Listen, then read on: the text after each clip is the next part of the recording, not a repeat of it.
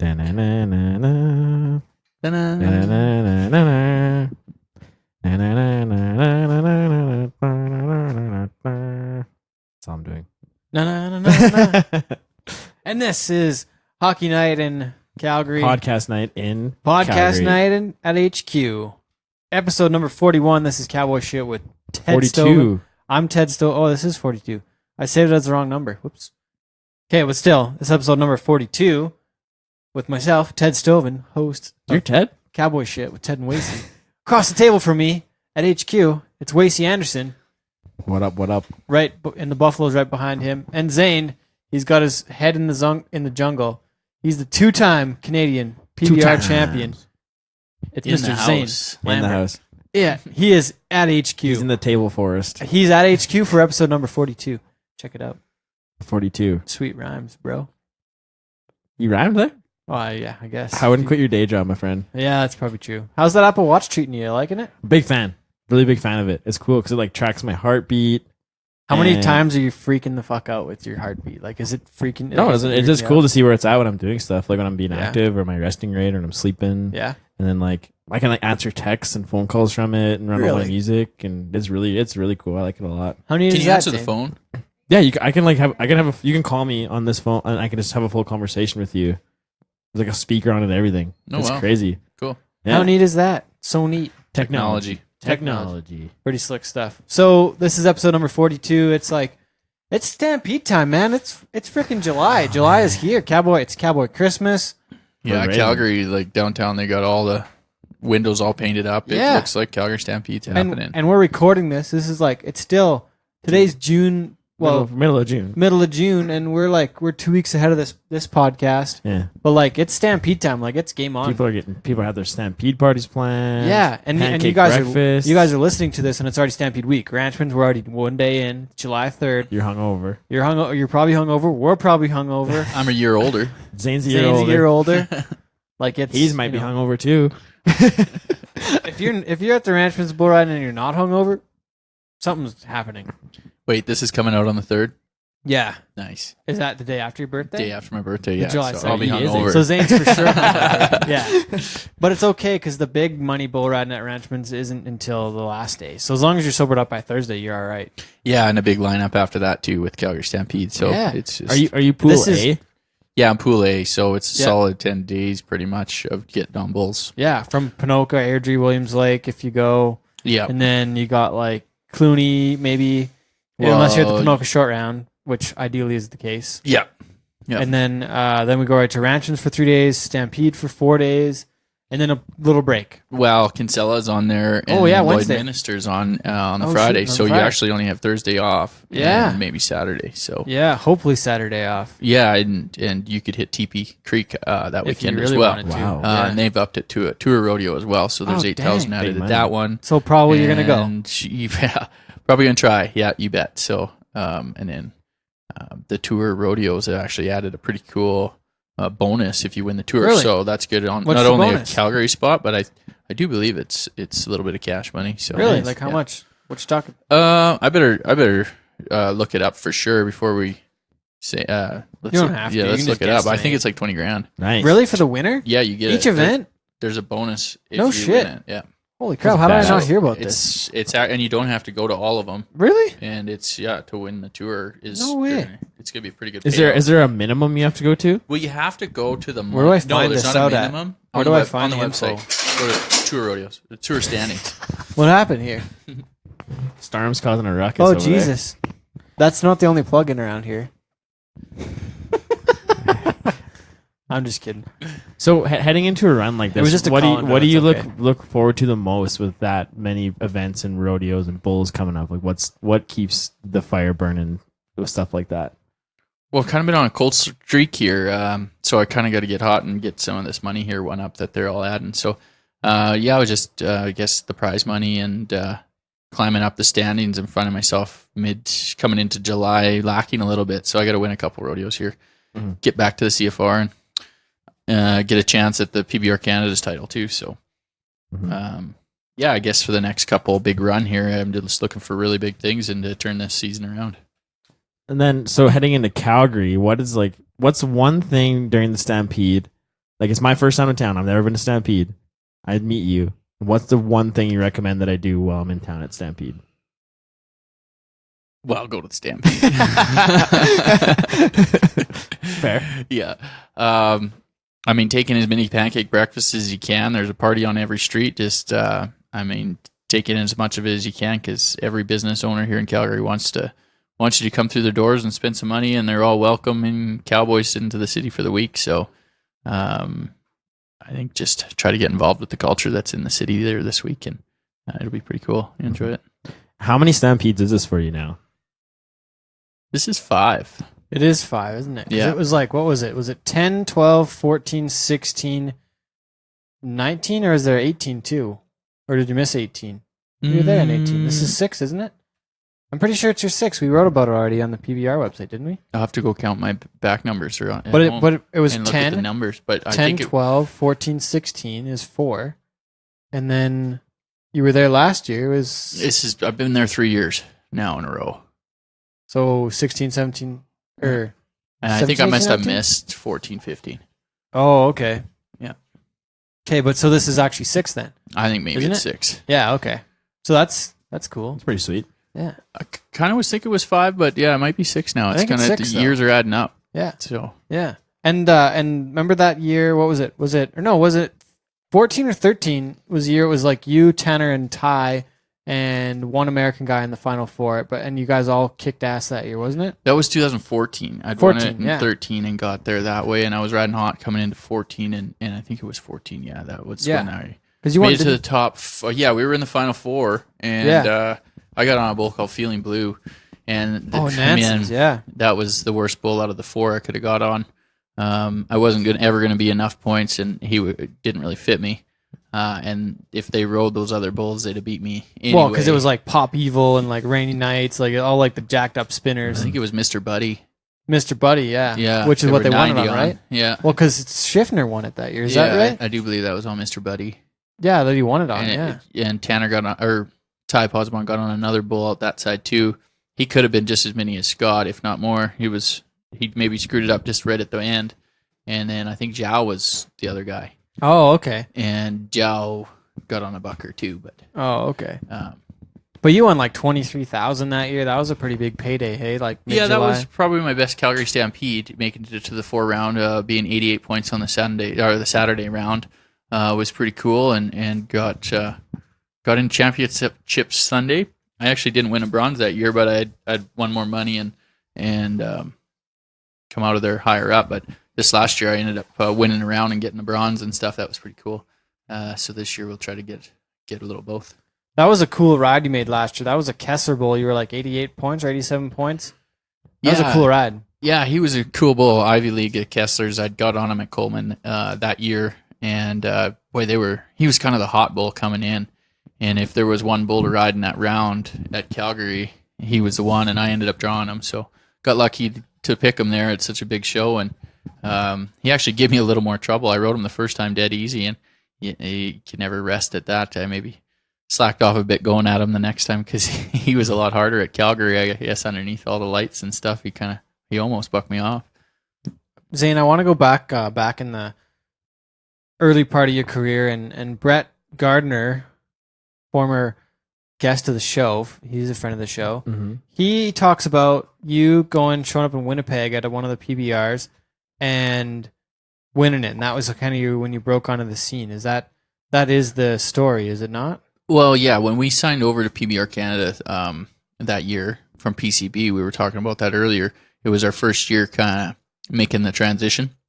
And I made the finals, but I wasn't in the top 15 or something. And so the next year they took the top 15 PBR guys, and they were inviting guys up from the States. And so I didn't qualify for the first PBR they actually had in Canada. That was a sanctioned event for PBR Canada. It was Dawson Creek, and I was working in north of Winnipeg, Beausejour at the time, and I'd got in as an alternate.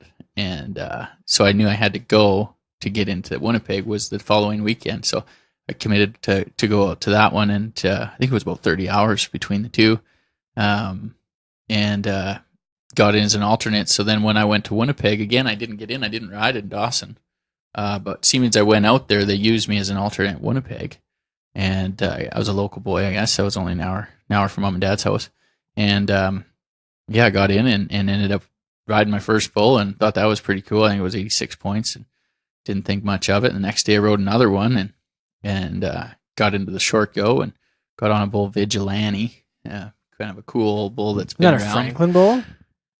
Or whose was he? Yeah, I can't remember who Vigilante was. I seen him at the CFR and on TV before, so I knew he was kind of a bucker. And then I got on a re-ride on him. He had tripped and stumbled and bucked me off, and they gave me a re-ride. And I got on Chin Music, a Gurlitz's. And we talked about him on the last podcast with Tanner, one of his best bulls, and they still use his bloodlines today. And got a sweet 89 on him and won my first PBR Canada event. And then I got into the next your events. second one. But that was your second PBR, was it? Like after Dawson, is that right? Actual PBR, yeah, because the year That was before the first year. we This were is PCB. 06. Yeah. So the year before we were PCB. So Oh, wow. that was the very first season, I guess, and it would have been approximately the second event for the season. Huh. Yeah. Dang. I'm just going to pause this for a second here. So you win in Winnipeg, and you get into the events after that. This is 06, and the finals that year were in in Calgary still, hey? I think this was 05. Well, the first year PBR Canada was 06. That was definitely the first year. Because 05, I rode in the PCBs as a junior bull rider. So it was definitely 06 the first.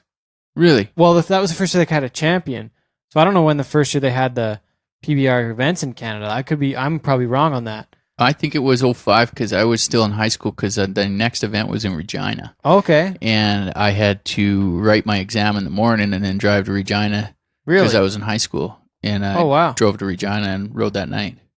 But was that would have been a Friday then, hey? Or was it a Saturday? Was it an exam on It was a a Saturday? Friday. A Friday. Yeah. You rode Regina on a Friday night? It was a Thursday or a Friday, yeah. So those would have been like the Touring Pro or Challenger Tour? What were Challenger they then? Tours, I think they were in called. 05.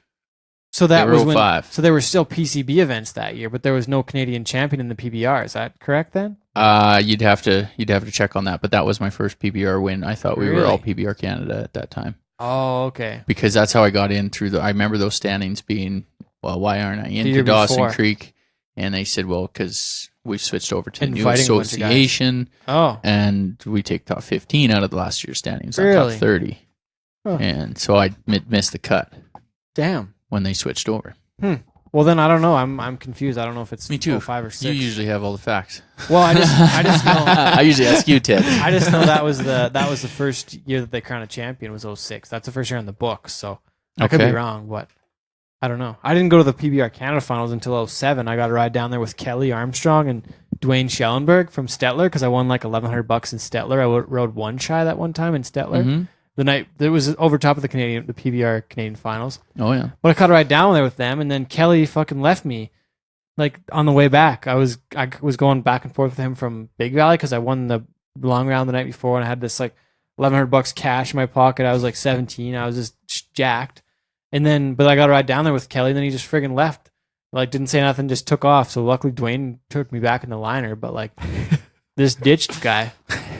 Stranded in Saskatoon? Stranded in Calgary. Oh. I just had to go back to Drayton Valley, go back to school the next day. But worst places to be stranded in, I guess. Yeah, and that was at the finals. That was at the finals in 07. Because remember, Pank was the winner that year, and they had him on some like trust platform thing. Yeah, and they were raising him up like because he was the champ. And I think Vince won. I think you or Vince won the finals. I can't remember now though. 07? Well, I guess I didn't win the finals. No, that must have been Northrop then, right? Yeah, Vince, is that right? Vince, but you were definitely there because. Did you have yellow shafts back in the day? Is that right? No, that was Vince. That was Vince. Okay, so I had hair shafts. Hair on. Okay, I remember those too. The old hair on shafts. Yeah. Huh. And you used to ride in a hat too. Remember that? At that time, yeah. In 2013, I decided to put a helmet on. Okay. I wore a helmet steer ride, and we had to mandatory in CCA coming up as a junior, and then kind of got into the bull riding side of things, and watched guys starting to get concussions for weird reasons, and they were wearing the hockey helmet and maybe taking hits they shouldn't, and concussion problems were starting to come around at that time, and I kind of felt like taking it off, I would teach myself to ride proper and more better and more heads up, and then put the helmet back on for safety. Okay. And I think it helped. That's fair.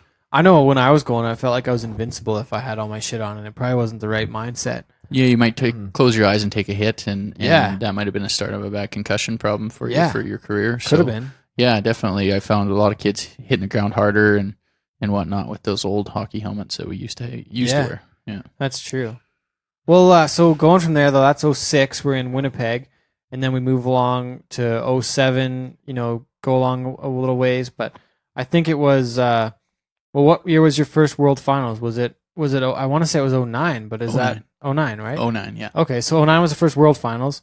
And then you went for a few years there as the Canadian representative to the World Finals, right? Because you've been there like 6 different times as between that Canadian representative in a few different ways. So I think it's been 5 times total this last time as a representative. And then once I qualified. In 2014, I qualified through the regular The Calgary standings. year. Yeah, that was the year I was riding pretty hot. Yeah. And that was probably my best year at the Build for Tough level. And it was a pretty good year, 14 for me. So Well, and making the World Finals like that, being one of the top 35 guys in the world, and you got the ring with the diamond in it, right, for making the finals, and yeah, it's cool, a different level of it too, right, to actually have that spot rather than be the representative. Hey. Oh yeah, you bet. Because then I went all year and went to all the events and really felt like I deserved to be there and actually earned the spot to be there. Where the other one, not that I didn't before, but it was out of a different standings. I'd been winning Canada, and the competition maybe wasn't as tough as when you go to a full season on the Build for Tough for sure. And so with that, just going there as a representative was awesome. And maybe I just wasn't riding as good. I hadn't been on them bulls all summer. That might have been a little bit to do with it, but my best finals was even 14 too when I was riding and stuff. It was good. Well, and that was the year too that it was you, Tanner, Ty, and it wouldn't have been Aaron that year because he was hurt. But was it all 3 of you guys? Was that the year? Or was there somebody else I'm missing? There was I know there was the 3 of us. I don't think there was anybody else, was it? Because Chad wasn't there that year. 2012 was the year he made it with Ty and Aaron, and maybe because Butter's first finals wasn't until 16. Yeah, no. And then Scott wouldn't have been there. Schiffner, When Scott go last. Well, maybe Schiffner Scott was the alternate. He was the representative that year. Right. He was the representative that year. Yeah, and then Jesse Byrne was down there. Yeah, I knew there was more Canadians down there. Yeah, but that's who it was. Yeah, yeah, that makes sense. Okay, so we talked Tanner's episode actually going to go. It's going to actually go out after this one, like after when we're recording. This one's going out the first week of July. Okay. But we talk with, everybody we have on the show. We talk about highlights and lowlights of the career. I want to ask you. Let's start with kind of the lowlights, and we'll finish with the highlights that way. Yeah, sure. There's been ups and downs, I guess, in the long career. So lots of ups and downs with the bull riding and injuries and trying to pick out which one affected me the worst. I don't know. I guess my first injury, I broke my jaw when I was 18. I think that was the first bone I ever broke. And then it kind of escalated from there.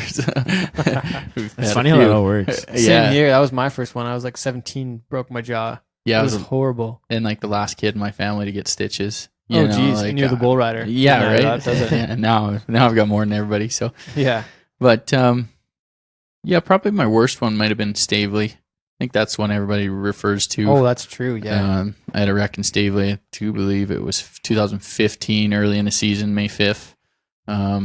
Just got left behind in the chutes by a bucking bull. Really freaking hard to ride one too. Yeah, Road Rage of Volt. He was a good bull, nothing against him. He just I hadn't been on him before, and he really left there hard. And I remember going over his front shoulder, and when I come down, he got a hoof on the back of my head and then one on the back of my shoulder blade. And it ended up knocking me out and collapsing, breaking a bunch of bones. I think I ended up breaking 5 ribs and my scapula, and knocked some other bones around in there. And so I had some pretty good internal bleeding and whatnot. And it collapsed my lungs, and they had to keep me in the hospital for 10 days. And in Calgary, got to take my first helicopter ride that I don't remember. Yeah. In the Stars helicopter, but so they might have saved my life there that day and got me to the hospital and got me draining, and I was up and going 9 weeks later. So Yeah. it was a big recovery and big comeback, and it kind of made me more hungry for the sport. I felt like I really come off that hungry and trying to, get better, and hadn't finished what I'd come out to finish yet. So, the injuries are just part of it, and it was a bad experience, but it had some positive that come out of it too. Well, and it had to be shitty to go from having your best year on record to then going and having that worst injury ever. Like, you were at the super high all the way to the like all-time low, and just like that's when it gets really real, this sport, when you could just about freaking it's all over, not just your career, but you could have died that night. Yeah, it definitely slowed down my momentum too. Like, I lost a lot of weight, like probably 30 pounds, and that's a lot of weight for me to lose, and just to get the muscle back and get rolling again was tricky. So I was only out of competition for 9 weeks, but it still it took me a full 6 months or more to get back to that winning kind of thing. And I think by the finals I was riding it good again. Yeah. But that's part of it, and made me a stronger rider for the next year. Well, and so we're through the low light part of it. Let's talk about some of the highlights now, though. Like the best rides, best scores. I want to say one place that was really good to you was Wanham. That was one town where you had a good run in that town. Yeah, I wasn't even thinking about that, but Wanham was just one of those towns. I remember going there as a young kid, showing up, never been there before, just a little place out in the middle of a field. And boy, there was lots of people there. And they brought some of the rankest bulls we'd seen in the short round there in Canada. And they started handing out big bonuses at that event. And the winner got to get on for $10,000, and just a good committee. And they always brought good bulls. And I remember the one day we were in the short round. I don't remember everybody in the short round, but someone kicked it off with a good 85, 86 point bull ride. And then Aaron come out on already platinum, and he was 91. And Scott Schiffner come out, and he was 91.5 on Old Rockstar. And I thought, shit, well, this is over. There's no point. No point even getting on. Yeah. But I got on a bull that day, and I was 92. Ended up winning the event. Really? I was 91 Which and bull a was half. that? He was one of Ty Prescott's, and he's a black bull. I can't remember what his name was. You'd have to ask him. But yeah, he was pretty cool. That was my first big win, and I think it wasn't my first 90, but at the time it was definitely my best ride. Huh. And I remember he bucked so hard, I had to try to stay off his head because he kept wanting me to fall over his head, and he kept hitting me in the knees with his horns every round. And it was pretty cool. Huh. One of the best rides I've seen you make was in Medicine Hat on Whiskey Jack. Whiskey Jack. That's one of the at coolest the rodeo. That was one of the coolest rides I've ever seen. And that was a freaking cool perf that night with the wild ride, and fucking somebody had a chick. Matt Late had a chicken during the wild ride, and the fucking thing came out while he was riding or something. That was hilarious. Yeah, I don't know if I felt like the atmosphere at a rodeo being so amped up, like just everybody like right from the bronc ride, and there was a pile of high scores, and then he did the wild ride, and it seemed like it was hot out, so hot there in Medicine Hat that night, and it had just cooled off, and it was a night perf. We were under the lights, and it was just everything was lining up. Yeah, it was pretty cool night. And then the bull riding started, and there was some 88s and some big high scores again that I was facing, and they saved me to last, and I knew I had the bull to do it. And I'd rode him that spring, and I was 90 on him then, and I guess this was the time whether we figured out if I just got lucky that day or if I could ride him. Yeah, exactly. Yeah. So we cocked our hammer, and he was pretty similar to what he was in the spring. He was just bucking around to the right, and I just remembered pretty much on that bull, you go as fast as you can to the right, and he'll be there. I've got to think some more on those big rides. I'm not. It was even cool the year when you called your shot on Crooked Nose when you were 88 points in Saskatoon. Like, that was really cool to be like, call your score even too. I'm gonna ride this bastard. He was 87 3/4, but it was pretty close. Sorry. Pretty close score. It was close. They missed half a point there, a quarter point. I think the judges did. Yeah. But yeah, that was something I'd never done before, but I was just that confident. I knew that bull would fit me really good, and I was going for a Canadian title, so I had lots of confidence. And I guess you caught me in the locker room. I usually don't boast like that, but you caught me on a high, and you told Scott on the interview. You said to everybody in the building after I just come off my first bull, and I was 86, and I was on a high, and they said, "Well, you're gonna have to be high points tomorrow," and I knew what I had, and I said, "Well, I'm gonna be 88 points tomorrow. I guarantee you that." And yeah, and it ended up being only a quarter point off, so that was pretty cool. But yeah, I knew that his bull score would always be a 22 and a half kind of bull, so it always added up to that 88. So big math guy. Not really. So 2013 you were the PBR Canada champion again. In 2017, which one stands out more for you? What the journey between those two? Let's talk about that a little bit.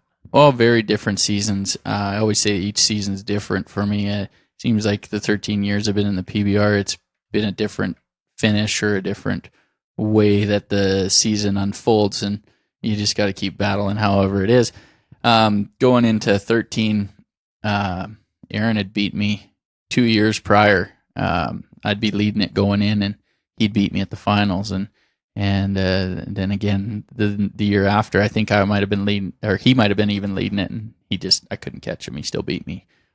So I knew I couldn't have them good guys going head to head with me at the finals. I felt like I wasn't real confident with that, so I made sure I double entered and went to as many as I could, and I'd won the season before we even got to the finals. I had such a lead on everybody, so I made sure it wasn't coming down to last minute. So the finals maybe wasn't as exciting that year for me, because I just kind of already kind of felt like I'd won it, and going in there knowing that was helpful. I guess I wasn't any pressure on me, and I rode good. But I think the 17 year coming in, trailing in points, and knowing I had a shot, and just knowing I had to ride everything I got on and be perfect, it was exciting. And I think I was riding a lot better at that time. I don't know if they would have run in a bull, I would have bucked off some of them at that time. So I think 17 might have been a better highlight for me, because I think my riding was a lot better, and I was riding better bulls, more consistent. Well, and part of the deal with the PBR Canada the last 10, 13 years too is the standings have been a little different every year, it seems like, too.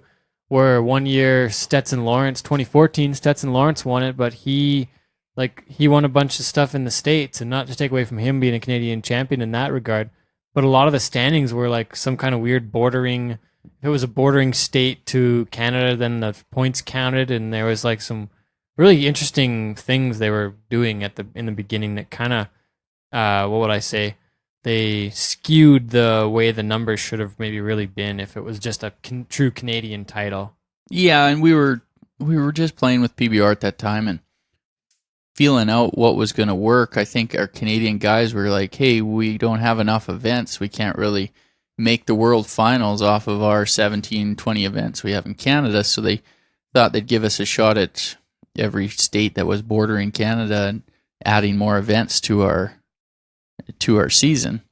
So we'd have a shot at making more money and whatnot. But these events, anything bordering Canada, they were sanctioning stuff from California, or sorry, not California, from the West Coast to the East Coast. Washington to New York, basically. Yeah, it was spread out quite a bit, and you didn't get us Canadian guys going to them, and you got a lot more Northern American guys going to them, and it wasn't true Canadian events by any means. Yeah. But they changed that shortly the next season and squared that all up. With 15. Yeah. Yeah, and then Tanner won that year. And then 2016 was... Who the heck won it in 2016? Why am I drawing a blank right now? Ty Posibone did. Yeah. Because it was a weird year, too, there. They were trying to make it to where it like folded into the next year, and finally we gave that up after Ty won it. But it was kind of a... I don't know. It was just they were trying to change it up again. Yeah, they were trying to change it up again because we had the new Monster Energy Tour come in that year, and it was going to roll into the like Global Cup somehow, but it just never quite added up. Weird. It just was we don't need to go into that too much, but yeah, Ty won it in 16, and then 17 you won it. Last year was why am I drawing a Cover blank Chuck. again? Cover Chuck won it, and then this year we got a $50,000 bonus too.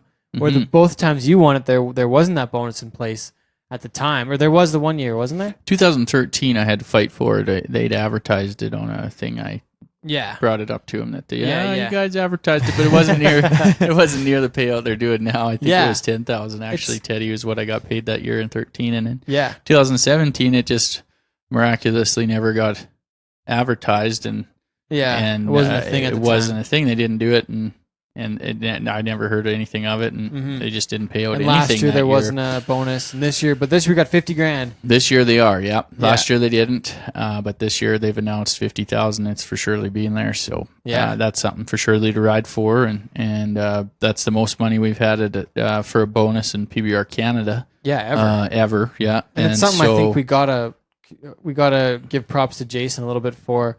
As far as like he's been a big part of pushing for this and making it work, right? And he's been a big player in your side of the things too. Oh, sure, for sure. He's in our corner and he's trying to make the Cowboys more money, and so kudos to him for putting up this. I know he had to the same thing. I said to him, well, is this a for sure? Like, is there going to be this 50,000, or are they just trying to get a stand of their events right now and then they'll drop it later? But they ended up. Jason said, no, it's coming out of my pocket and I'm doing it for sure. So, he stepped up and put it on his shoulders, and it's going to be there for sure this year, and it'll be paid out. So it's pretty cool. Well, and it's kind of, it's cool to see that PBR Canada, like the guy that wins this year is going to win more than anybody else in the whole country. Like you can't even, it's going to be, I guess it could be close, but. I think that's the idea, Ted. I totally, I see the guys winning CFR and the rodeo circuit. They're getting upwards $70,000, $80,000, and PBR guys are kind of sitting around 40, 50. Will you give them this bonus? Boom, there they are. They're up to the 90, and they're making could possibly make $100,000 right here, Canadian money. In the PBR, which is how it should be. Right, exactly. Yeah. That's what we should be at, making a living in Canada. Your top 5 should be making that. I think that's what my goal has been, is always to try to up it and try to get our Canadian guys making money, making a living, doing it, but without a day job. If they can focus on rodeo and bull riding, you're going to have a better athlete for our country and for our fans and everything out there. If they can put their focus into their event and do it full time, is key. And things have been awesome the last few years with the TSN deal, with the Monster Energy Tour and the different events, and go back out to the East Coast. Like we're really rolling right now. Hey, like it's been like this year, especially 2019's been already has been a huge year for PBR business, and you've been dedicated since day one too. So you've been from the start. You've been there. Yeah, it's good. We were trying to promote it, and we're trying to make it grow and get some fans behind it. And I think it's working. And like you said, this year we've traveled more than we've ever traveled in Canada, from going out east and hitting these big city events. And the money's coming too, and with TSN coming on board, we're getting maybe a little more exposure for our sponsors. And so now guys are kind of getting maybe a little bit more endorsements and a little more recognized that way. So that's helping our Cowboys too, and it's growing. And we'll just keep it going as long as we can. And I'll just try to keep to that and kind of be a good role model for the next guys coming up, and show them that it's cool to be in the PBR and that you can make a living here, and it's something to shoot for. Oh yeah. Well, like even looking at guys like Brock and Lonnie the last couple of years, like those guys are early 20s and both have a world finals to their name. Maybe not as, they didn't quite qualify, right? Like, were they both alternates or did they qualify? Well, I don't remember right now. Oh, yeah. They were really close. Lonnie was an alternate. Lonnie was an Brock alternate? make it? I think I think Brock was the first alternate and Lonnie was like second or third alternate. Oh, okay. So they were both alternates. Yeah. They both got to ride, and Lonnie got wiped out the one night. Oh, yeah. There. His first bowl, he got first one, yeah. But like those guys that go right to the PBRs, commit to the PBRs in the, second or third year, I guess, of their careers, really. But like Brock turned out of 2 CFRs already to go to the PBR stuff. Like he knows where he wants to be and knows that he wants to go to these, wants to be one of the best, right? Nothing against pro rodeo in Canada, but if you want to be one of the best bull riders in the world, you got to go to the PBR events. Like there's, you got to compete against the best in the world to see where you stand. Exactly. Otherwise, your stats aren't true. Yeah. So he wants to be there and definitely not taken away from CFR and the rodeo here, but it's definitely a step. Mm-hmm. There's a step up there and in the money side of things too. Yeah. And the bulls and everything. It's just a different league, and it's maybe a little tougher treading water. But that's where you want to be.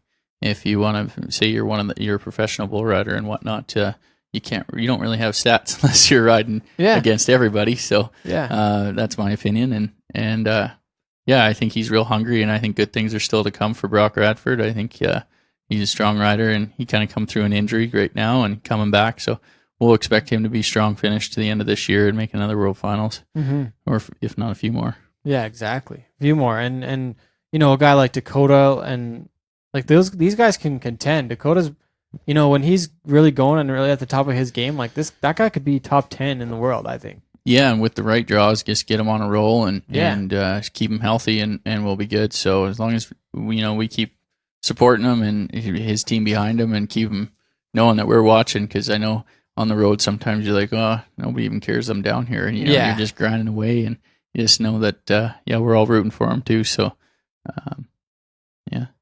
he'll be good.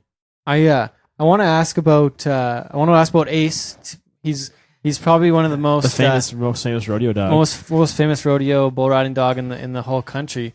But there's a new addition to your family that he's not quite as famous as Ace yet so far. A lot of guys know who Ace is, but they don't know about Everett. Yeah. It's we had a baby boy here October 23rd, and he's pretty special. He's getting around and meeting everybody at the rodeos here now, and I kind of find that some people might know Ace's name before they know Everett's name still. So the bulldog's still leading the pack there. Yeah. People come up and say, "Oh, how's the kid? Oh, good. And how's Ace?" Yeah. So that's kind of cute, and he's definitely a lovable pet. So everybody likes giving him a scratch when he's around, and lots of cowboys stop by the house, and he usually likes curling up at your feet and keeping you up snoring all night, so they remember him. How much have things changed since Everett came along, though? I guess a little bit more at the house. Yeah, quite a bit. I guess the biggest change would be my sleeping habits. That's definitely changed a lot. I'm up every day at 7:00 now. Yeah, the young man. So before, you're kind of getting home at 3:00 in the morning, you could sleep in till 10. But I just got back from Filaire here the other day at 3:30, and he's still up at 7. It doesn't matter what time you get home. He's on his own schedule. Yeah, you bet. So I guess that's the biggest change, and just he's busy. He's crawling around the house, and so there's lots of action riding going on. Riding the Roomba around. That was funny. Badass. Well, it was funny that Snapchat you sent the other day too. You must have been at Boston Pizza or something. He's like, Sunday fun days sure have changed. That's right. Sure Everett. Yeah, I'm no longer in the pub with the boys or hanging out behind the buck and shoots. We went to the family restaurant side of things and had a nice tea and hung out with the boys. Yeah. Yeah. There's we were talking with Tanner with that other show we were doing, and there was some of these funny stories. I want to ask about, were you involved with the Fight Club of Halifax of 06 or whenever that was? Well, I didn't get a part of the competition, but I definitely witnessed some. You witnessed the Fight Club? Yeah, I was there. I never heard about this. You didn't hear about this? That's way before my time. So if you witnessed it, would you let us in on the story if you're allowed to? There's one rule about Fight Club. Yeah, that's right. Oh, I don't know how much I can say, but there was an empty parkade at our hotel in the bottom floor. I think it was like the seventh level. Like the seventh floor of parking? Yeah, it was a huge hotel, and oh geez, they kind of were getting mad at us Cowboys partying a little bit too long in our rooms, and they didn't mind if we went down there. It didn't seem like and cause a bunch of commotion. They knew we were down there. We were taking cases of beer, and nobody seemed to bother, so we figured it was good. Well, they'd had a whole bunch of mattresses laid out downstairs. I guess they were old used ones or something. They threw them down there, and get some Cowboys together with a couple beers, and what's better than a wrestling match? And things got carried away and turned into fight night. Fight night. Where was this? Was this Charlottetown or which? I think we called it Stephenville. Stephenville. Yeah. Really? No, that was just the nickname of the place we were hanging out. That was definitely in Halifax. Yeah. Oh, geez. So, and it was at Stephenville because of the legendary Stephen Turner. Is this? Yeah, it might have been the instigator of the whole thing. So You can't not even surprised by that though. Oh no, not that. That's par for the course. yeah, So- he was life of the party, right? Oh Yeah. man. Well, so there was Fight Club, but what other memorable stories from the road do you have that you can share? I mean, that same weekend, I remember we were. It might have been that night. We were coming out of this big bar downtown Halifax, and there was like 3 levels to this bar. There was kind of a cowboy hangout bar in the top, and then it kind of got into some rock and roll, and at the bottom, I mean, it was rap. It was like 3 different so you guys were at the genres. bottom, We for were at the sure. top, Oh. and they were. Well, that's where the Cowboys were, and we were all over the place. But Yeah. at the end of the night, when they kicked us all out, they kicked all 3 bars out on the street at once, and talk about meeting different Quite the mixture. genres Oh, geez. of people, and the guys got to pushing and shoving, and I thought something was going to happen. Next thing you know, there was a foot race going on. Well, one of the Cowboys had dared one of the Scott tough Byrne. guys, Scott Burns. Scott Schiffner, I do believe. Oh, Schiffner. Okay. Yeah, He's that pretty he would fast. dare him for a race to the next stop sign. So about 100 people just split, and we made a runway, and I think there was 3 people racing, 1 cowboy, 2 locals, and they raced down to the end, and I think the cowboy won, and everybody cheered and was happy, and we kept partying on the street. Nobody fought or nothing. So Oh, wow. that was a pretty funny experience. That The one. foot race fixes all. It's like Fast and Furious, but with running, not cars. Yeah. That's What awesome. what else do you got for fireworks happening though? Like what else, was there like something in Manitoba that you don't know about, or like Wacey, you had a question for us too, and then there was like some CCA days. Like I want to dive into some of this kind of thing. We'll save the question for Aspects. It's not like rodeo related. For the it's not really My question's not rodeo related. So is it not for the podcast? No, it's like for the podcast, but it's just like a conversation question. Well, it's what? Well, it's what, like, what's your greatest fear and why? Oh, I like that. What do Yeah. you got? What do you Hmm. got? Greatest fear? Is this like? Does this happen with that movie with Sandra Bullock? No, I was just listening to another podcast and I heard them Oh. like discussing stuff like this, and I was Oh, like, cool. cool question. Greatest fear and why? I think probably not succeeding in life, and like, if you weren't, I think if you, Failure, fear of failure almost. fear of failure. Yeah. I want to be a good representation of our sport, and be successful, and raise a good family, and kind of be that side of things. So I guess the biggest fear is failing to do all that. Mine's snakes. I'm so scared of snakes. Like, Why? I don't know. Have I you think, ever been to see them in the zoo? They don't look that Oh bad. man, I have to leave the zoo. You remember? So you remember Really? that place in Drumheller? It was like Reptile Gardens or whatever. Reptile World? Yeah, Reptile World. No, I don't know. that I place. went there when I was a kid and I cried the whole time. Really? 'Cause I'm so scared of snakes. Like a little baby back bitch? Well, I think it's like hereditary though, because like my grandma was super scared of snakes, and my Really? dad was also really scared of snakes, and then it just kind of got passed down to me, and it's like I can hardly watch them on TV.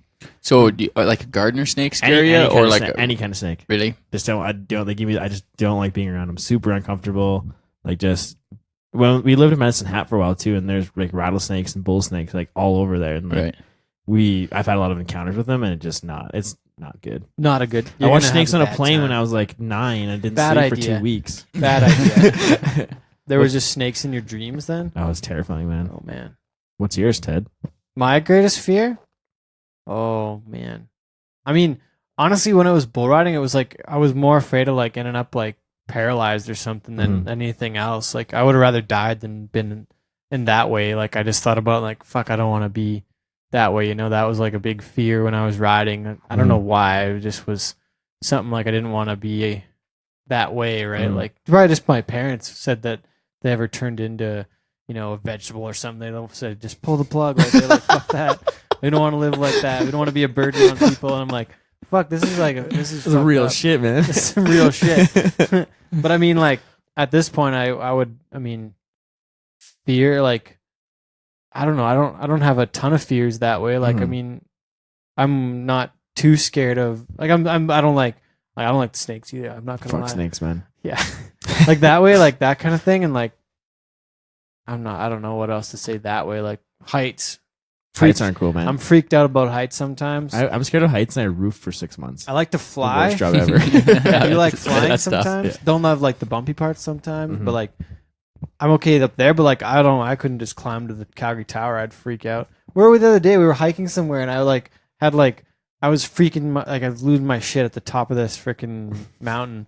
Sounds like Ted. I like looked over the edge, and I was like, oh nope, fuck that, and like walked back as I started feeling a little dizzy or whatever, and yeah. I'm scared of heights, but it's like depending on the situation. Like I could rock climb, that'd be fine. Yeah, and if you're tied in, I mean, Yeah, it'd be something like that okay. because you're like there's some control, but like Yeah.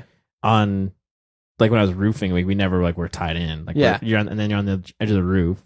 Like I've almost in fell off the roof the a few times. danger zone. Yeah, so it's like stuff like that, or climbing ladders, like really tall ladders, That's like fair. that freaks me out. That's But like fair. I would rock climb on a mountain. That's kind of Yeah. weird that way. Well, and then I mean, going back to that a little bit too, where like I'm not as worried about trying stuff or like even the sound stuff. Like I was super nervous about going to Grand Prairie, but I just like they wanted me to, they wanted us to do the sound there, and I was like, I don't know how to do this, but I'm gonna go and I'll figure it out and that kind of thing. So like I'm not as worried about failing forward that way. Like I'm willing to go try something to get through it, I guess. So Well, that's part of that's like it's how you learn, how you grow, right? Like Yeah. it's failures, like they failing forward, Failing like you say, forward, it's yeah, a good it's a exactly. good way to put it because it's you're not always going to be bang on the first time you do something, right? no, And if you can learn and adapt as you go and Yeah. adjust on the fly, like you're doing all right. it's true. Mm-hmm. So Zane, let's talk about Stacey a little bit and how much of a huge of a support she is on the road and everything, and being, you guys. We talked about it one time where you guys totally changed your lifestyle so that you could pursue this bull riding. Your passion in the bull riding world. Like you guys got a different. You bought that house and you've been fixing it up for a number of years, and just the way like everything you've done has been working towards this goal. Both of you. Yeah. Well, with Stacey, I think it's been 10 years now or 12 years now, and it's I think my riding got a lot better when Stacey come around, a little more consistent, maybe just having that good base at home and eating healthy and just having fun. When we got that place, we had lots of cowboys sticking around, and Yeah. it was the hangout place. Like And still everybody do, would- and during yeah, Pinoca. that's right. So I think everything just in life, that's we lived, eat, slept. The goal of being a bull rider and being a professional bull rider, and just keep growing with that, and everything was geared towards it. So and then definitely to have support like that all the time when you go home, someone to talk to and someone that understands you and how you work and things that are bugging you, and she's just been awesome that way, and very supportive and always trying to improve me and my health and to get to the next one. So that's been, I like, for sure, like I think it's been a bigger part of my riding being better and stuff too. So Last question before we shut her down here, but would you tell us your definition of cowboy shit before we're done here today? cowboy shit, Yeah. no guts, no glory. That's it? Just like Ram?